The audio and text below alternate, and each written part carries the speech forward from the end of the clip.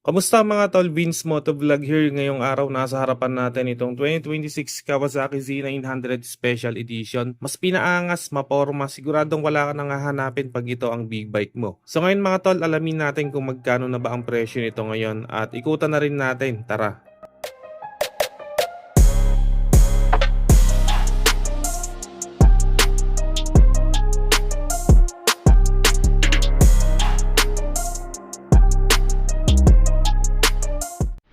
Sa looks, meron itong aggressive and sporty looking. At the same time, may pagka-elegante din. Very premium ng design. Sa front end, dito natin makikita yung sporty looks at aggressive looks niya na para siyang robot. Napakaangas.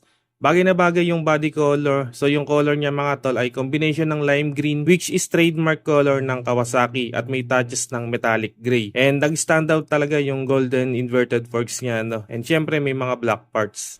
So pagdating sa makina, gumagamit ito ng 948cc liquid cooled 16 valves inline 4-cylinder engine na may lakas na 124 horsepower at 9,500 RPM at max torque na 97.4 Nm at 7,700 RPM. Connected to a 6-speed manual transmission. At syempre, equip ito ng Kawasaki quick shifter at assistant sleeper clutch. Pagdating naman sa kanyang fuel tank, malaki to mga tol, may sukat na 17 liters capacity at ang fuel mileage kaya nitong maabot ng 18 to 21 kilometers per liter.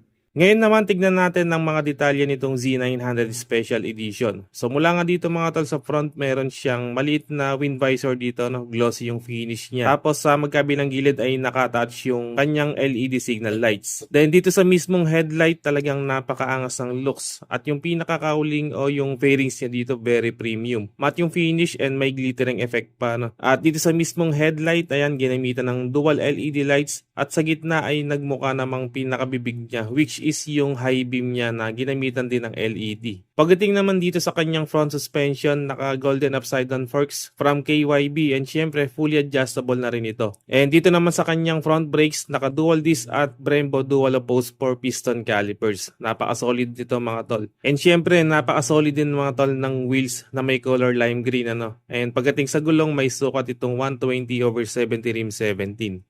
Pagdating naman dito sa likurang bahagi sa taillight, hindi na siya yung parang letter Z na design ng taillight. The redesign mas pinalaki at very stylish din. And syempre LED na rin ang ginamit dito, ganun din sa mga signal lights. At syempre dako tayo sa pinakabida at paborito ng lahat dito sa SE variant, ang Öhlins S46 rear suspension. Kitang-kita nyo naman yung sikat na dilaw na spring pa lang, alam mong hindi ka tinipid ng Kawasaki. At ang pinakagusto ko rito ay itong remote preload adjuster sa gilid. Hindi mo na kailangan ng kahit anong tool. Pipihitin mo lang tong knob na to gamit ang kamay mo. Adjustable na agad ang tigas o lambot niya. Pagdating sa rear brakes, naka-disc at ginamitan naman ng Nissin brake caliper. And sa kanyang gulong, may sukat naman ito 180/55 rim 17 dito sa likod. Pagdating naman dito sa kanyang meter panel, naka 5-inch TFT display and meron itong phone connectivity via Radiology. And of course, meron din itong turn-by-turn navigation. And dito naman sa mga switch sa handlebar, dito sa kanan ay ang kanyang engine kill switch at naka-integrated na yung push start dito, no? Then dito naman sa kabila, ayan, meron siyang passing light and yung control ng kanyang TFT display. So may switch na nga rin dito para sa cruise control and then yung kanyang turning signals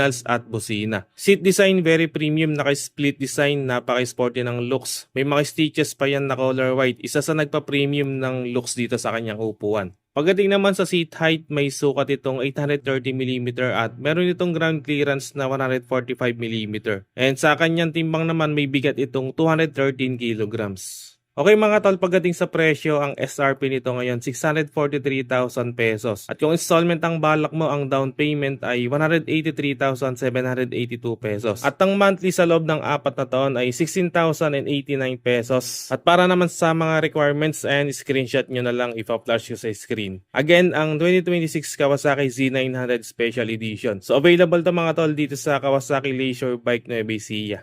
Okay mga tol, hanggang dito na lang muna kung umabot ka sa part ng video na to. At sa mga solid viewers natin dyan, maraming salamat mga tol sa panonood. At kung bago ka lang sa channel na to, wag nang magatubili pang mag-subscribe at paki-on na rin ang notification bell para ma-notify ka pag may bago tayong upload. And meron din tayong Facebook page, paki-like and follow na rin. Maraming salamat mga tol, always ride safe and God bless.